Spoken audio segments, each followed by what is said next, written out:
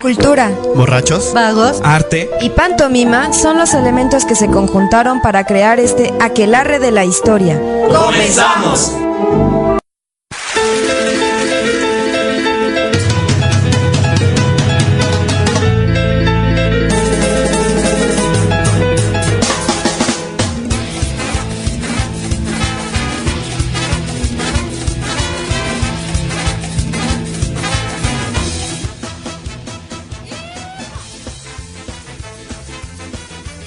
Aquelarre de la historia. Estamos transmitiendo desde el Faro de Indios Verdes en la cabina de FIB Radio. Recuerden que nuestras redes sociales en Facebook, Twitter y Mixcloud son FIB Radio. En TuneIn nos pueden encontrar también y en YouTube como FIB Radio TV. Nuestras redes sociales en el Aquelarre de la historia son Mixcloud y en Facebook y YouTube como Aquelarre de la historia. En Twitter nos puedes encontrar como @aquelarre_h. Y Gmail, aquelarredelahistoria@gmail.com. Bueno, bienvenidos. Estamos hoy con Celestino, pilote, ¿qué tal? Parry, en controles y una servidora, la mija.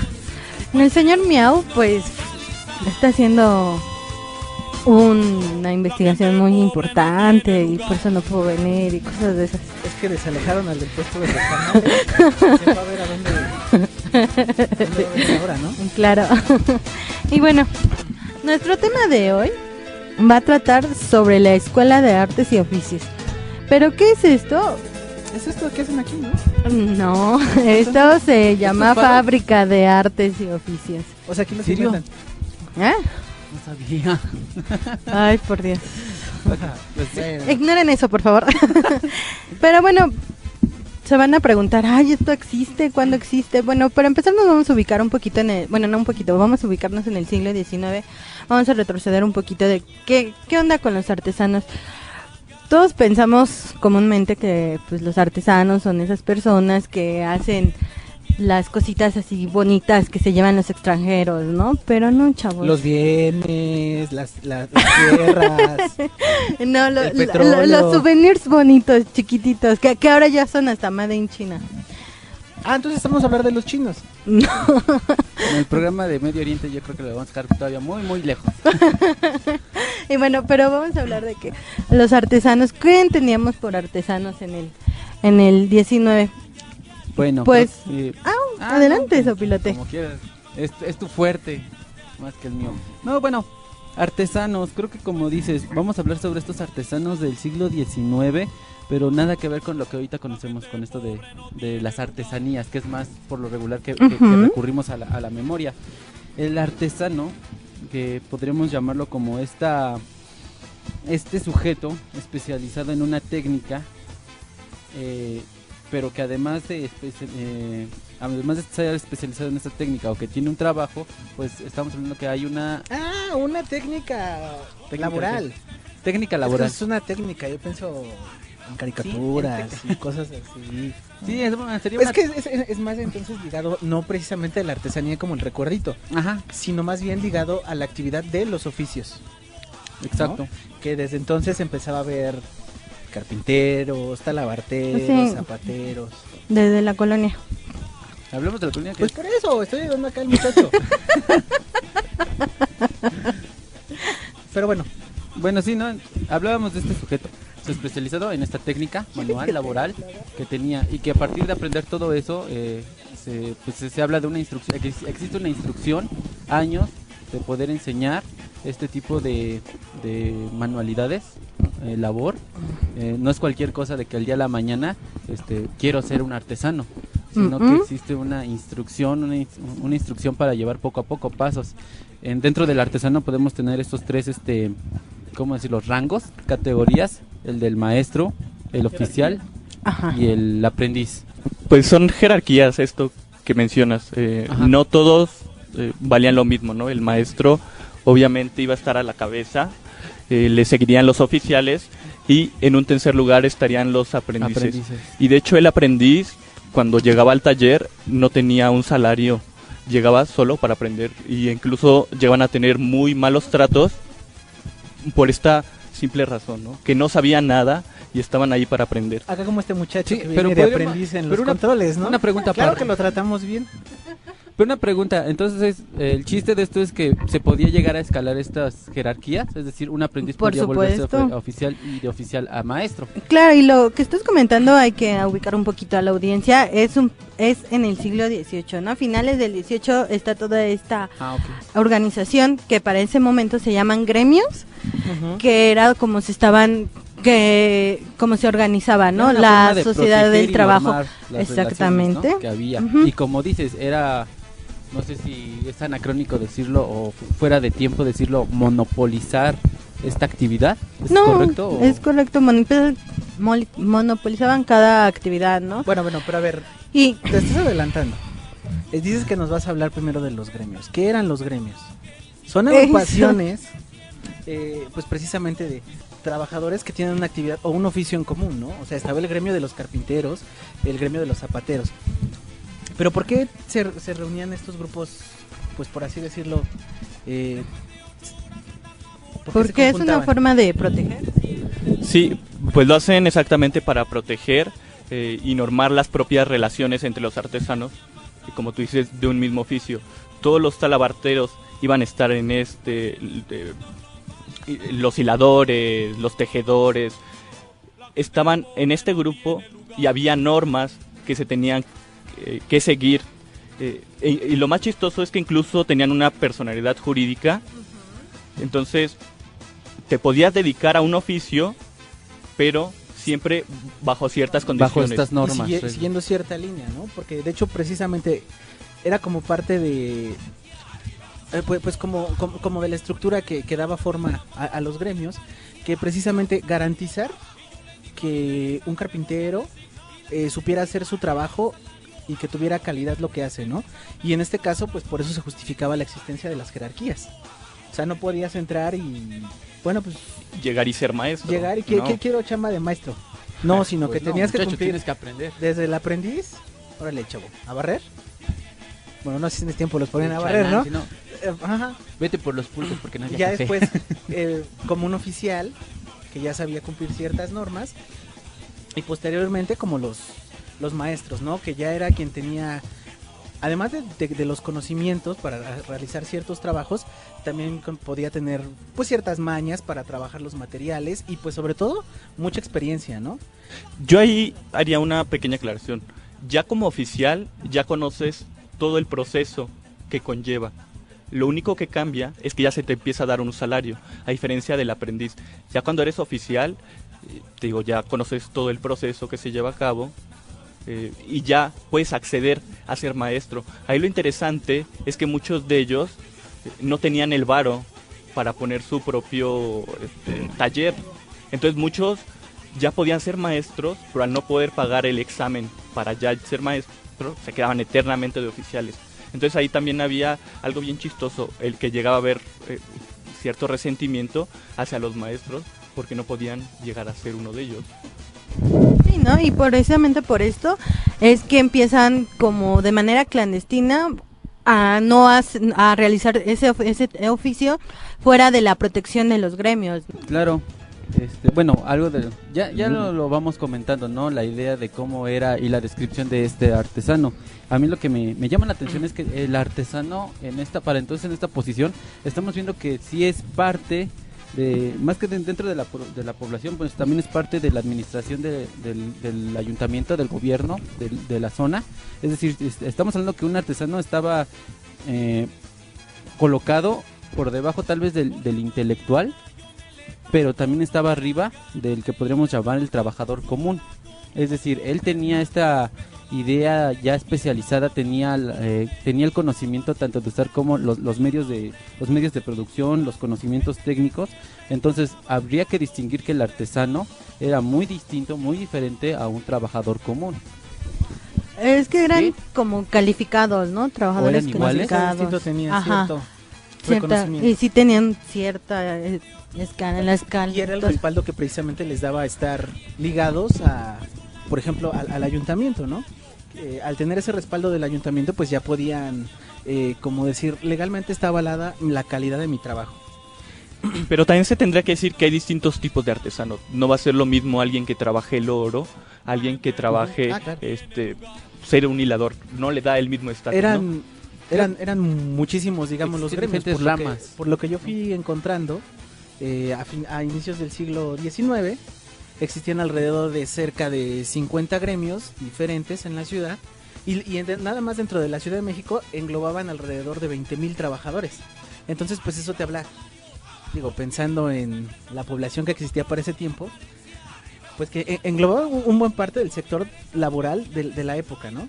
Pero, bueno, también yo quisiera añadir un poquito ya para cerrar este primer bloque, que el gremio también era útil para estos trabajadores, ya que regulaba la producción y la venta de sus artículos, ¿no? Entonces ellos decían, para que tu material pueda estar a la venta, debe de ser de buena calidad, tiene que cumplir con ciertas normas que estamos marcando, que está en nuestro reglamento, porque en la sociedad se merece un producto de buena calidad.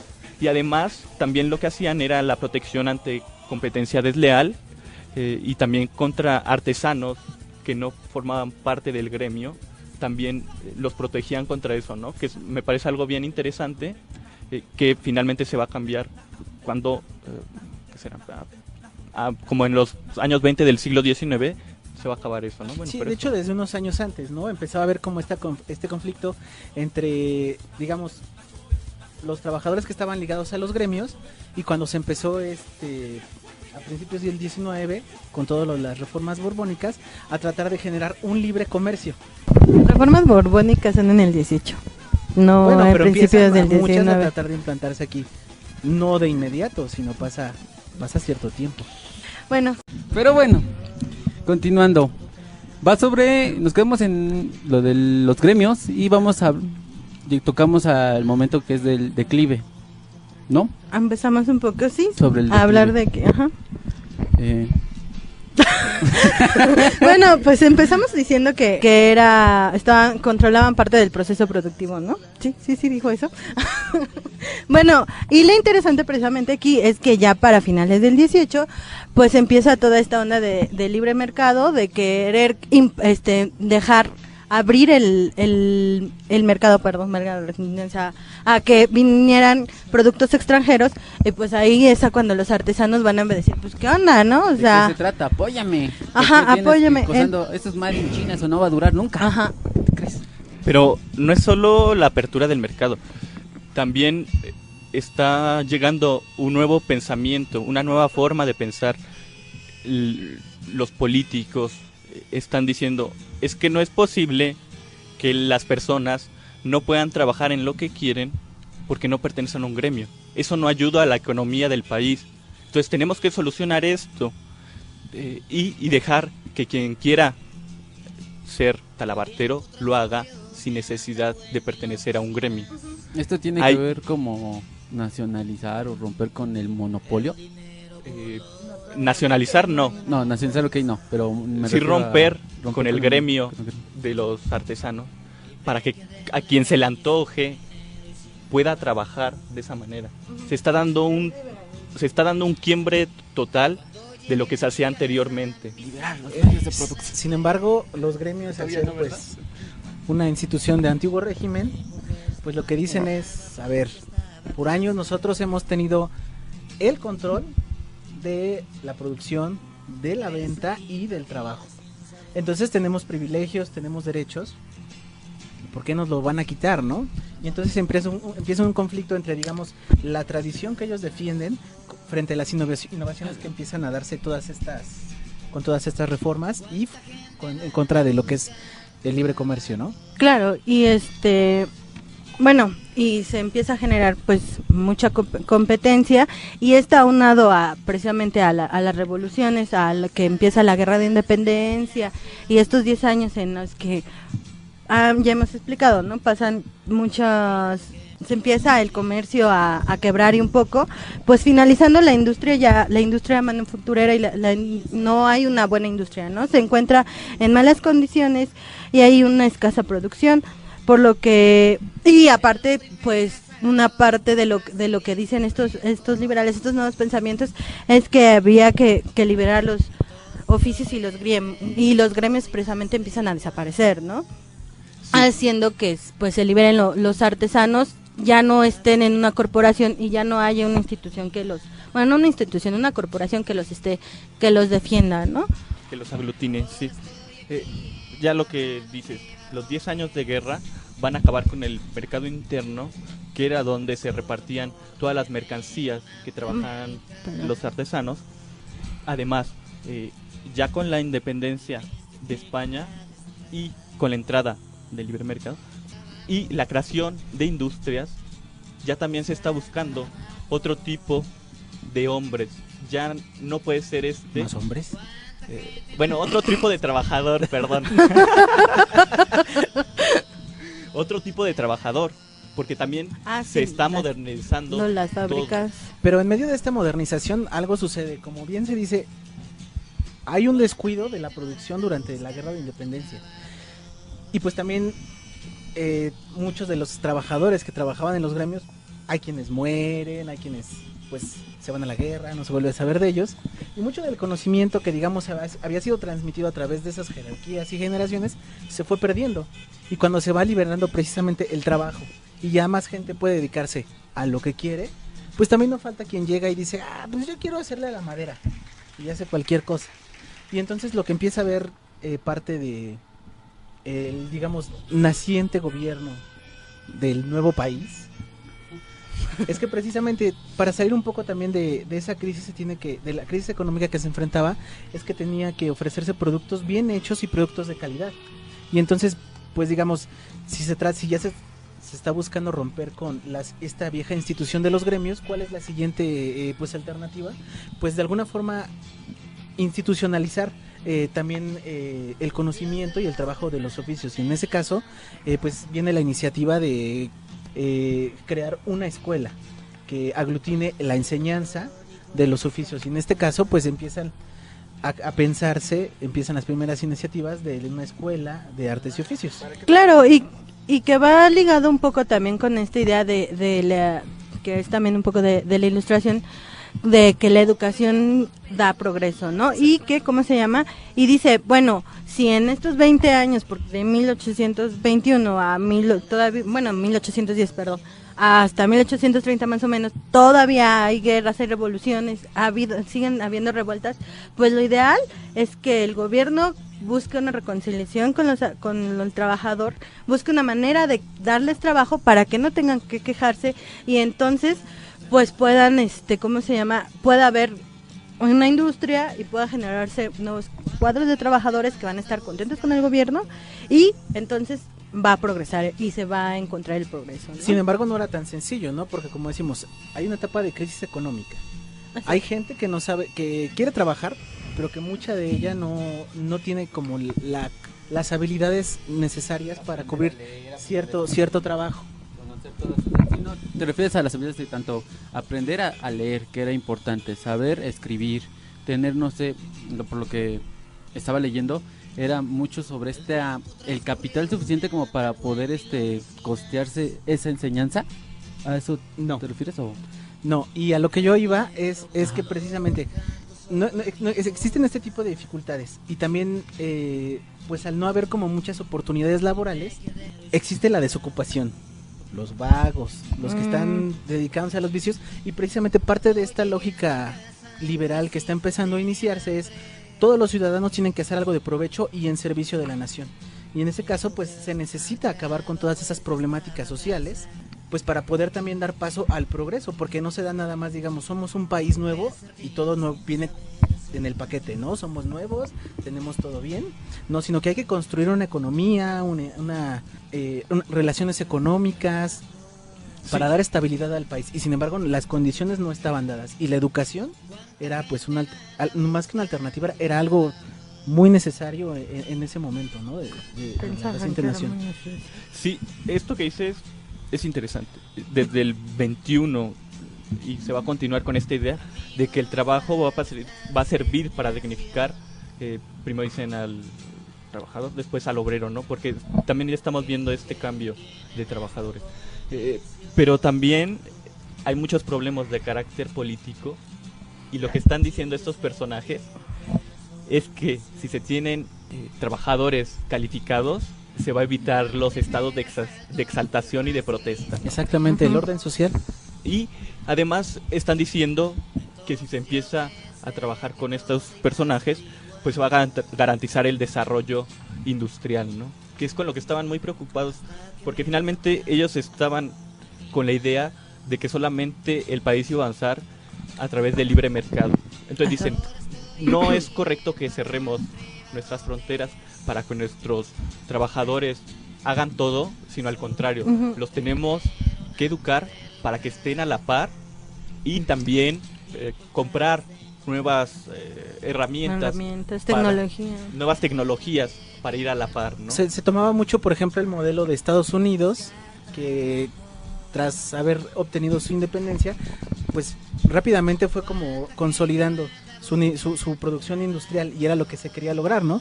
Sin embargo, pues digo, en la década de los 20, cuando se logra la independencia, pasan cerca de 20 años hasta que empiezan a darse los intentos para que pues se institucionalice esa educación enfocada al trabajo, ¿no? Porque precisamente es en la década de los 40 cuando la Dirección General de la Industria dice: vamos a crear la Escuela Nacional de Artes y Oficios. Pero aquí también se tendrá que dejar bien claro que estas ideas de progreso las están desarrollando la élite política, los que tienen la posibilidad de tener estas grandes fábricas que se están dando en el momento, pero para los antiguos artesanos realmente no tienen esa posibilidad, no pueden competir con las cosas que están viniendo del extranjero. Entonces por eso también va a haber una queja ante el gobierno de que los apoyen, porque realmente no se puede competir. Y los únicos que se están viendo beneficiados, lo repito, son las élites económicas, y son los que están pidiendo la apertura del mercado. Ya, por ejemplo, Lucas Alamán es el que dice, no, es que no se pueden cerrar las fronteras, la única manera es poniéndose a la par. Bueno, y es precisamente en medio de todo esto cuando precisamente la primera iniciativa por crear la Escuela de Artes y Oficios hubo unas anteriores en la década de los 30, pero no se llegó como a nada. Era proyecto nada más, ¿no? Pero se empieza a tratar de consolidar por primera vez en 1843. Sin embargo, pues se les atraviesa la invasión yankee, en el 47. Y pues todo se viene abajo, ¿no? Se dedican los presupuestos a la guerra, al armamento, a todo lo que era necesario para ese momento. Hasta el 53 es cuando nuevamente se trata de retomar esta iniciativa, una escuela de agricultura y una escuela de artes. Sin embargo, pues lo mismo, ¿no? Esto ya es en el gobierno de, ¿cómo se llama tu ídolo, el cojo? Santa Anna. Y bueno, empieza ya a querer concretar esta escuela. Sin embargo, pues hasta ya en ese momento ya empiezan a decir que estás hablando del 53, hasta el 56 y parte del 57 se vuelve a pensar en esta opción. Se empieza a querer, sobre todo porque ya la industria fabril ya está creciendo, pues quieren crear nuevos cuadros ahora también de obreros, y es hasta el 56 con Comonfort que se empieza ya se cree, y creo que hasta ya se empieza a hacer la ley. Pero esto vamos a andar un poquito más regresando, ¿les parece? Bueno, decíamos entonces en el 56, 57, 56 con yo llamaría a este bloque historia de las dificultades de la educación en México, porque esa escuela hubo intentos para que se formara, y fue hasta mediados de los 50, ¿no? Sí. Que se lo consigue. Es como cuando ustedes han querido ponerse a escribir sus tesis, que hacen intentos, y pues en eso se queda, ¿no? Yo no sé ustedes. Pero bueno, precisamente en el 56, gobernando Ignacio Comonfort, es que ya se establece por primera vez la Escuela de Artes y Oficios. Pero igual, ¿no? Primero, está lo de la Constitución del 57. Estoy diciendo 56. Ah, ok, perdón. Continúa. Y precisamente Se establece esta escuela en el En convento. edificio de San Jacinto. ¿Dónde es eso? Actualmente ahí está la Escuela Normal de Maestros. ¿No sabías? No, eso lo hizo Pani. No, estoy confundiendo. Donde está la escuela, solía estar allí el... Ya, ok. ¿Vale? Ok. Órale. Posteriormente llega lo que tanto quiere hablar acá en su pilote, el año de 1857. ¿Por qué? Bueno, porque es parte del aguas de la reforma, de la guerra de reforma. Hablamos de la Constitución del 57, donde ya se establecen estos derechos de estos derechos de que el individuo debe de tener. Ya salió Benito Juárez en un billete de 20. Salió mi tatara abuelo Juárez. Bueno, en esta se decreta sobre los derechos de educación, especialmente, y que también tiene que recaer en las instituciones dar esa enseñanza. Es decir, vamos a hablar que ya empieza a verse este sistema liberal que existía en el país. Sin embargo, aquí empiezan las broncas, ¿no? Porque parte de los decretos que se dan con la apertura de la escuela es la construcción de un edificio. Uh-huh. Y se les incendia. Vamos para atrás. ¿Quién fue? ¿Quién pudo ser? Pues Ahí no hay sé. datos. ¿Nerón? ¿La costumbre de quemar cosas? Pues sí, había las peleas. Yo creo, bueno, imaginando, ¿no? En ese momento estaban también las broncas entre liberales, conservadores. Y como bien dices, bien dijo Parry, va a haber un gran problema para que se pueda levantar esta institución de enseñanza. Ya desde atrás lo decías, con el 43 había proyectos y no más no se podía, no más había estas broncas. Y después del incendio pasan algunos años, ¿no? Con el proyecto ahí de la escuela Trunco. Y en 1861 dicen, no, pues ahora sí va en serio. ¿Quién estaba en 1861 Y ponen- gobernando? ¿Eh? ¿Quién estaba en el 61 gobernando? Era Acabo de sacar y se me ¿Juárez? olvidó el nombre. Sí, Juárez. Juárez. Juárez. Pues no estoy. Por a eso ver dije el del si billete que aprendió saqué. atención. Es- El del Ay. billete de los 20. Bueno, en el 61 Juárez dice, ahora sí va en serio la Escuela El de Artes modelo y de los Oficios. amigos relamidos. Pero reubican la escuela. La ponen donde era bueno, como empieza todo esto de el uso de los terrenos de la Ajá. iglesia para utilidad de la nación, deciden trasladar la Escuela de Artes y Oficios convento. al ex convento de la Encarnación. Exconvento. ¿Que saben dónde está? ¿No es, ¿Es No. el mismo, el San Lorenzo? No, el de la Encarnación es donde actualmente está el edificio de la CEP. Ahí con tu tío Nuno. O Nuño, ¿cómo es? El que Ese habla no leer, está en el que el- dice que leer mucho Ese. es bueno. Ay, Dios mío. En el centro, atrás de San Ildefonso. Ah. Y bueno, ahí Pero empieza también a una, tomar de las, forma. también una de las cosas importantes es que dice, bueno, con todas estas broncas, ¿cómo vamos a abastecer o cómo vamos a financiar la creación de esta escuela? Entonces lo que dice Juárez es, pues, Con la vamos a- lotería, con la lotería. Empezamos con la lotería. O sea, ¿alguien se sacó la lotería? ¿O con lo que dejaba la lotería? Con Iba a el sus cachitos. dinero de los cachitos. De hecho, desde Comonfort, ¿no? Fue el que dijo también que la escuela se iba a sostener con los impuestos. Pero de las fábricas. Con los impuestos, por una parte, de lo que generara la entrada de productos extranjeros. Y por otra, lo que produjera impuestos de las Que se industrias les textiles. cobraban las fábricas. Que era pues de lo que había pues mayor ocupación laboral. Sí, ¿no? Y aparte también esta escuela pues no sí iba a tener ya un carácter formal y se iban a expedir títulos tanto de maestro como oficial. Y sí, bueno, los talleres que empezaron a impartirse en esta escuela, la joyería, la relojería, la imprenta, platería, ebanistería, cantería, talabartería, carpintería, etc. Algunos otros. Pero no nada más se pensaba que fuera un conocimiento de sé trabajar el material, sino que se tuvieran ciertos conocimientos teóricos para aplicarlos al momento del trabajo. Entonces, aunado a la enseñanza dentro del taller, había materias como la geometría, la aritmética, la química, la física, el dibujo, que pues era como parte precisamente de que el conocimiento y la educación que se les estaba brindando como una de las garantías y que estaban plasmadas en la ley, pues no era nada más que supieras usar tus manos, ¿no? Sino que supieras razonar. Esta misma lógica liberal que sigue pues tratando de consolidarse cada vez más, ¿no? Y bueno, ¿no? Uno cree, dice, ya, por fin la hicimos, esta escuela va genial. Pero, así como la invasión gringa, tenemos en este momento la intervención francesa, que va a llegar y pues va a echar para atrás y para abajo de nuevo todo esto de la escuela. ¿Por qué? Porque obviamente, bueno, parece llega Maximiliano, si no estoy mal, y los franceses pues no van a darle apoyo a la técnica nacional.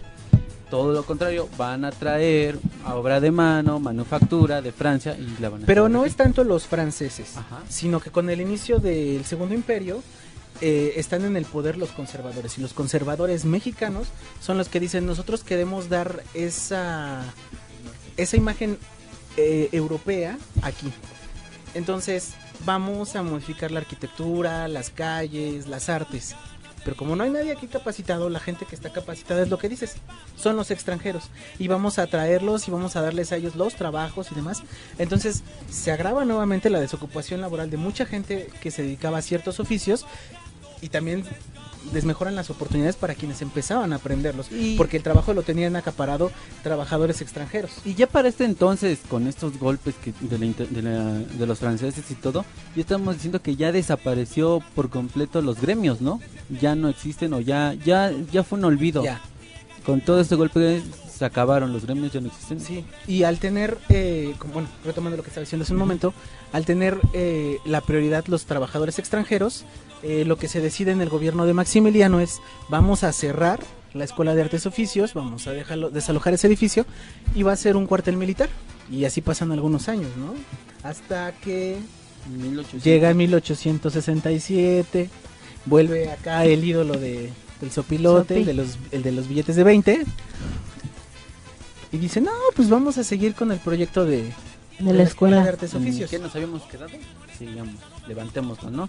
Y vuelve la escuela, su nombre completo sería la Escuela Nacional de Artes y Oficios para Hombres, en donde yo tengo, no sé si siga siendo en el mismo convento de la Encarnación. No, después se trasladó a San Lorenzo. Ah, ¿ese dónde está? Ay, ay, ay. Instrúyenos. A un lado de lo que era en la parte de donde está San Ildefonso, a un lado. Ok, lo que se vendría siendo, ¿cómo se llama esta calle? Bueno, ¿La del Carmen? no, pero a un lado de San Ildefonso. Ok. ¿Están de acuerdo? Qué bueno que conozcan. Pero bueno, y pensando un poco ya en el tiempo que llevamos, ya que Juárez dice, ahora sí estamos en el 60, o sea, estamos hablando de aproximadamente 30 años de intentos por echar a andar la escuela. Ya que está funcionando, realmente empieza a dar resultados.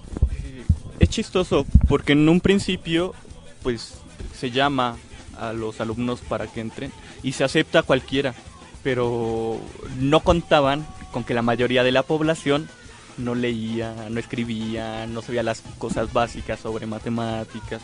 Entonces, después de ese primer año que se inicia, dice, creo que tenemos un problema porque no podemos avanzar, porque no saben leer, no saben escribir, no saben lo básico de matemáticas. ¿Cómo podemos tener un avance si no conocen esto? Entonces, los siguientes años, ya como regla, va a ser que sepan leer y sepan lo básico.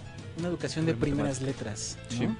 Y además les imponen no les imponen, sino decretan un rango de edades, ¿no? Creo que es a partir de los 14 o 15 años sí, es cierto. que pueden empezar a trabajar. Sí. Y obviamente, pues creo que ahí a mí se me hace un poco similar a la tradición de los gremios, que precisamente hacerlos entrar en una cierta edad todavía muy jóvenes, pues para que empezaran desde abajo, ¿no? Empezar a aprender poco a poco e ir en su escalada de ir aprendiendo, ir obteniendo experiencia, para que cuando llegara el momento, pues pudieran terminar ya sea como oficiales o como maestros, ¿no? En este caso, en el siglo XVIII, lo avalaba el ayuntamiento. Sí. Ahora la Escuela de Artes y Oficios, respaldada por el gobierno, era la que iba a decir, nosotros te entregamos un título que te respalda como profesional. como ¿No era como el Conalep de ahora? Sí, sí, de hecho sí. Bueno, yo para cerrar este bloquecito, ir a un comercial y acabar con las conclusiones, me gustaría decir, así muy rápido, ya para 57 sí se acaba totalmente con esta idea de gremios, porque con la Constitución dicen, pues acabamos con el antiguo régimen, con la iglesia, con las comunidades indígenas y obviamente también con los gremios de trabajadores. Vamos a empezar a modernizarnos y se va a ver reflejado también en la propia educación. Pero también se tendría que decir que la propia industrialización en que se encuentra todo el mundo también se va a ver reflejado en México. Es cierto que había una industria muy atrasada, pero lo que se quiere es avanzar y para eso también van estas políticas. E incluso la educación que se da va a ser exactamente para pasar de un sistema artesanal a uno industrial. Creo que con eso cerraré este bloque. Vamos a un comercial y regresamos para unas conclusiones generales. ¿Qué va a dar la mija? Conclusiones. Bueno, ¿qué podemos decir sobre los artesanos, sus oficios y la escuela? Ya lo dijeron todo. Híjole. No me salgas como alguien cuando tomaba yo clases en la facultad, que iba a las clases, nunca participaba, pero al final levantaba la mano. Yo, dinos. Bueno, después de esta clase yo me di cuenta que sobre el tema hay mucho, y es mucho, y de verdad me di cuenta que se dijeron muchas cosas, y lo que podría decir es que me llevo mucho. Y esas eran sus grandiosas participaciones cada que teníamos esa clase. Lo peor es que sí contaba. Y sí le contaban la participación, imagínate. No, bueno, el programa que quisimos hacer ahorita tenía mucho que ver para el reciente día del 1 de mayo, hablar sobre el trabajo. E igual, teniendo cerca lo del Día del Maestro, dijimos, pues vamos a ver qué se puede realizar. Entonces, pensamos en esto de una escuela, tanto de artes y oficios, como para demostrar, maestros artesanos, como para ver el proceso que había de enseñanza, que ahorita lo dijimos en un principio. Creemos que esto cuando hablan de artesanos, lo primero que pensamos es en el muñequito, en el souvenir, en una práctica, en un oficio, ya, ¿cómo decirlo? Antiguo, viejo, ya no valorado a tanto. Y aquí vimos que, bueno, el artesano desde finales del siglo XVIII, principios del siglo XIX, era importante dentro de la población y tenía una gran posición administrativa dentro del país. Obviamente vimos cómo desde los gremios, que era esta forma de cómo se protegían, cómo se puede decir, controlaban este trabajo, tenían conocimientos, una especialización, fueron creciendo poco a poco, llamando la atención, teniendo esta posición alta, ya lo dijimos, y después se vio que se trató de romper con esto, porque no iba dentro de los intereses de esta nueva forma de gobierno en el país después de la independencia, después de la insurgencia. Con esto, bueno, vemos todos los cómo los gremios fueron desapareciendo o bajando, quitándoles menos derechos, menos privilegios para este nuevo sistema liberal. Y obviamente vemos la importancia que tiene aquí el gobierno para imponer, tenemos, ya es nuestro por fin, la nación, vamos a instaurar nuestras instituciones en enseñanza, hay que darle oficio a los mexicanos, vamos a darlos, que no sean los gremios, que seamos nosotros los que vamos a poner las órdenes, las reglas, las leyes.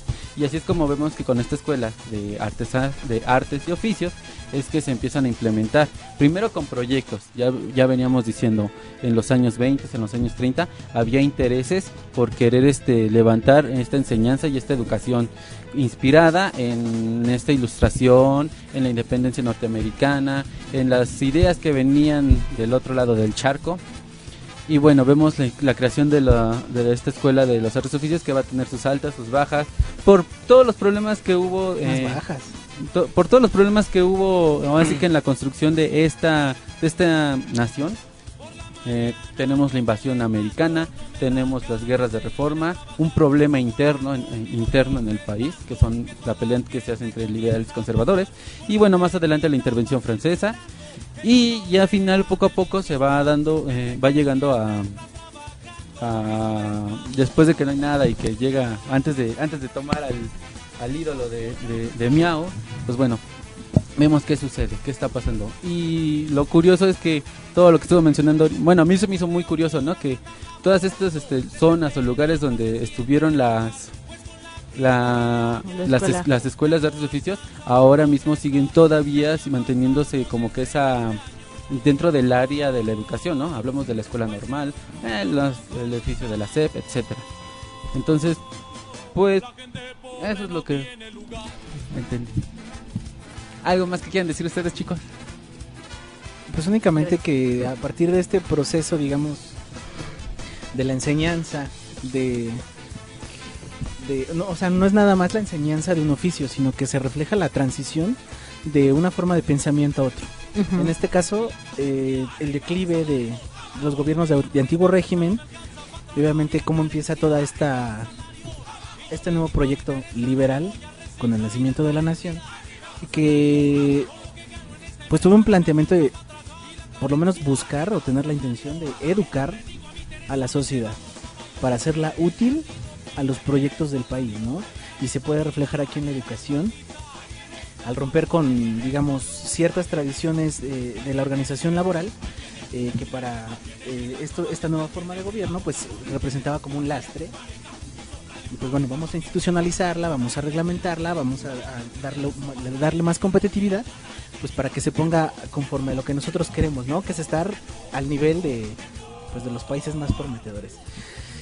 La historia pues demuestra que fue distinto porque pues las deserciones eran muchísimas, de 100 que entraban, terminaban 2, 3. Ay, pues sí, pero también por las condiciones económicas, no, o sea, no también, era fácil están irte a de muchos de los estudiantes que dejaban porque no entendían las matemáticas, porque no entendían la aritmética, pues sí, y decían, pero adiós. Era no estoy diciendo problema... que sean, no estoy diciendo. No, pues sí, o sea, bueno, es que se me hizo como muy fácil que dijera eso de que cómo ¿no? No. Entonces, ¿para qué andas de? ¿Qué crees? Alebreste. Pero bueno, ¿algo más que quieran decir? Nada más. Ya, bueno, muchas gracias. Pues recuerden que bueno, con esto concluimos una emisión más de La Aquelarre. Y bueno, en nuestras redes sociales, ¿les quiero decir algo? ¿No? Claro, déjame acuerdo. Yo no necesito acordeón. Es Mixcloud, Facebook y Instagram como Aquelarre de la Historia. ¿Estoy bien? Nuestro correo es aquelarredelahistoria@gmail.com, contraseña. ¿Es cierto? Esa no se va, esa lo digo, que yo que no la digo. Twitter es aquelarre-h. _H. Ah, claro. ¿Cuál otra me falta? Pues está también el canal de... el canal de YouTube, sí, cierto. De Fib Radio TV. El canal de... Facebook, Twitter, Mixcloud, Fib Radio. Y nos pueden dar sugerencias de temas o si quieren participar, estamos abiertos. Y seguimos con la canción de Víctor Jara. Se llama Cuando voy al trabajo, del álbum Manifiesto de 1974. Discaso. Ah, También. Claro. Cuídense mucho, entonces. Nos vemos dentro de 8 días. Dentro de 8 días, cuídense. Voy por allá.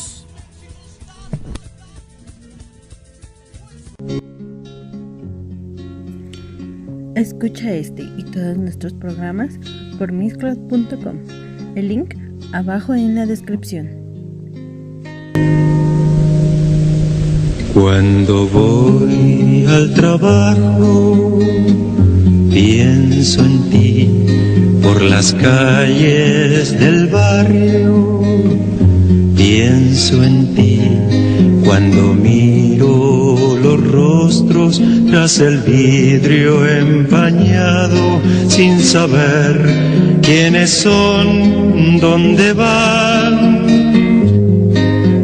Pienso en ti, mi vida, pienso en ti,